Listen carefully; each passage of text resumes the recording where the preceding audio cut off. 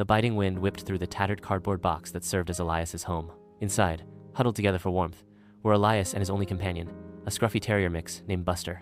Elias, his face etched with the hardships of his 40 years, wrapped his thin arms tighter around Buster, the dog's coarse fur offering a small comfort against the gnawing cold. They had been together for 5 years, ever since Elias found Buster abandoned and whimpering in a back alley, not much bigger than his 2 calloused hands. In Buster's big brown eyes, Elias had found a loyalty, an unwavering affection that the world had long denied him. Their days were a relentless cycle of searching for scraps of food, braving the indifferent crowds of Digo City. Elias would often go hungry, ensuring Buster had at least a little something to eat from whatever meager earnings he made from odd jobs or the occasional act of kindness. One particularly harsh day, Elias fell gravely ill.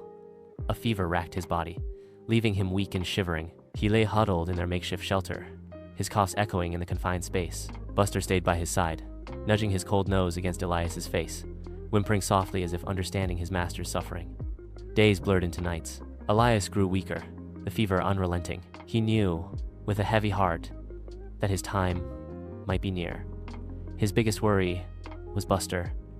Who would care for his loyal friend when he was gone? The thought brought tears to his eyes, tears that Buster gently licked away. On his last night, as the rain poured relentlessly outside, Elias whispered to Buster, his voice raspy and faint, "You've been a good boy, Buster, my best friend." He stroked the dog's head, feeling the familiar rough fur under his trembling hand. Buster leaned closer, his body pressed against Elias, a silent promise of unwavering companionship. As dawn broke, painting the sky in hues of gray and a weak, watery orange, Elias's breathing grew shallow. Buster whined, a low, mournful sound that echoed the despair in the small shelter.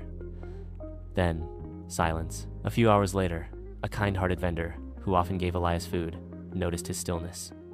With a heavy heart, she realized the inevitable. As the authorities came, Buster refused to leave Elias's side, whimpering and nudging his still form. It took gentle coaxing and the promise of food for them to finally separate the loyal dog from his beloved master. The vendor took Buster in, recognizing the depth of his grief. In his new warm bed, Buster would often whimper and look towards the door, waiting for the familiar footsteps that would never come again. The story of the poor man and his dog spread through the small community, a poignant reminder of the powerful bond of love and loyalty that can exist even in the most desolate of circumstances. It was a sad tale, but one that also whispered of the enduring love that shone brightly even in the darkest of lives.